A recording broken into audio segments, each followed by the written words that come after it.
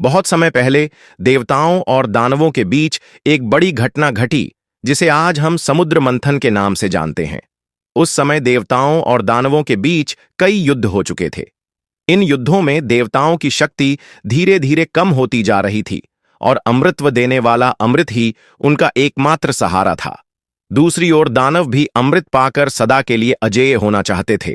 ऐसे में यह तय हुआ कि दोनों मिलकर क्षीर सागर का मंथन करेंगे, जिससे अमृत प्राप्त होगा। मंथन के लिए मंदराचल पर्वत को मथानी के रूप में चुना गया और वासुकी नाग को रस्सी के रूप में। देवता वासुकी के एक ओर खड़े हुए और दानव दूसरी ओर। भगवान विष्णु ने कच्छप अवतार धारण कर मंदराचल पर्वत को अपने पीठ पर सहारा दिया ताकि वह मंथन के दौरान समुद्र में डूब न जाए। मंथन शुरू हुआ। शुरुआत में समुद्र से कई अद्भुत और दिव्य वस्तुएं निकलने लगीं। रत्न, दुर्लभ औषधियाएं, दिव्य आभूषण और यहां तक कि अप्सराएं भी। इन सबको देखकर सभी प्रसन्न थे। लेकिन तभी समुद्र से एक भयानक वस्तु निकली। वह था हलाहल विष। यह विष इतना घातक था कि उसकी महक और ताप से ही तीनों लोक जलने लगे। आकाश में पक्षी गिरने लगे, नदियों का पानी सूखने लगा और जीव जंतु तड़पने लगे। देवता और दानव दोनों ही भयभीत हो गए, क्योंकि यदि इस विष का नाश नहीं किया गया तो पूरी सृष्टि समाप्त हो जाएगी। सभी ने विचार किया कि इस विष को नष्ट करने की शक्ति केवल एक ही देवता के पास है, भगवान शिव। तब सभी देवता ब्रह्मा और विष्णु के साथ कैलाश पर्वत पर भगवान शिव के पास पहुंचे।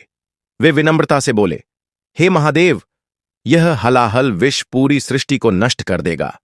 केवल आप ही इस संकट को दूर कर सकते हैं। कृपया हमारी रक्षा करें। भगवान शिव सदा से भोलेनाथ माने जाते हैं, जो अपने भक्तों की पीड़ा तुरंत हरते हैं। उन्होंने सभी की प्रार्थना स्वीकार की और कहा, यदि इस विष को पीने से संसार की रक्षा हो सकती है तो मैं यह कार्य अवश्य करूंगा। यह सुनते ही माता पार्वती चिंतित हो गईं, क्योंकि विष अत्यंत प्रचंड था और किसी भी जीवित प्राणी को तुरंत नष्ट कर सकता था। भगवान शिव ने बिना विलंब किए अपने हाथों में वह हलाहल विष उठाया और उसे पी लिया। विष की गर्मी और विषाक्तता इतनी अधिक थी कि उसके प्रभाव से उनका शरीर जलने लगा। यह देखकर माता पार्वती ने तुरंत उनका गला पकड़ लिया ताकि विष उनके शरीर में नीचे न उतर पाए। इस प्रकार विष उनके कंठ में रुक गया। विष के प्रभाव से उनका गला नीला पड़ गया और तभी से वे नीलकंठ कहलाने लगे। भगवान शिव ने योग बल से विष के प्रभाव को अपने कंठ में ही रोक दिया। उन्होंने उस पीड़ा को सहा, लेकिन किसी के सामने उसे प्रकट नहीं किया। उनके इस त्याग से तीनों लोक में जीवन फिर से सामान्य हुआ। आकाश में फिर से पक्षी उड़ने लगे, नदियों में पानी बहने लगा और धरती पर हरियाली लौट आई। देवता और आर्षि मुनि इस अद्भुत त्याग से अभिभूत हो गए। उन्होंने महादेव की स्तुति की और उन्हें बार बार प्रणाम किया। दानव भी, जो देवताओं के शत्रु थे, इस घटना से प्रभावित हुए और समझ गए कि सच्चा देवत्व क्या होता है। भगवान शिव के इस कार्य ने उन्हें केवल देवताओं के देवता ही नहीं, बल्कि सृष्टि के रक्षक के रूप में भी स्थापित कर दिया। इस कथा से यह शिक्षा मिलती है कि सच्चा त्याग वही है जो दूसरों के लिए अपने सुख और सुरक्षा का बलिदान कर दे। भगवान शिव ने अपने शरीर को कष्ट में डालकर संसार की रक्षा की। यह कार्य उनके महान हृदय, साहस और करुणा का उदाहरण है।